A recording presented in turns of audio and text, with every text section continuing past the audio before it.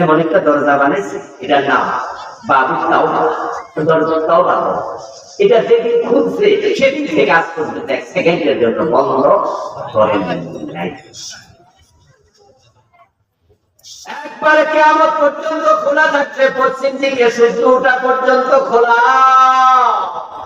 বরং যে ব্যক্তি গুনাহ করার পরে তাওবা করে, আল্লাহ কোরআনে কয় উলাইকা ইউবাদদিলুল্লাহু সাইয়্যাতিহিম হাসানাত।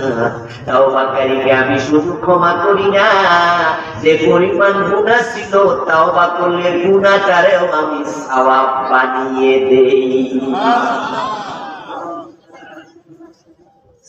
তাহলে যারা সুদ খাচ্ছেন তারা কি সুদ খাইতে খাইতে মরে যাবেন না তাওবা করবেন? হয় না রে, আপনি কথা বলেন, কি সুদ খাইতে খাইতে মরে যাবেন না তাওবা দরকার? যারা ঘুষ খাচ্ছেন তাওবা দরকার, ওসারে কমজন ভালো বেতন দেন, তাওবা দরকার আছে না নাই? ওই যে বইয়ের জমি এখনো ধরে রাখছেন, ফিরে দেন, ফিরে দেন। তাওবা করেন। তাওবা মানে কি জানেন? তাওবা মানে আল্লাহ বলতে ঠিক আছে, এটা তাওবার শব্দ। মূল তাওবা হচ্ছে যে অপরাধ করছেন সেটা ছেড়ে দিতে হবে।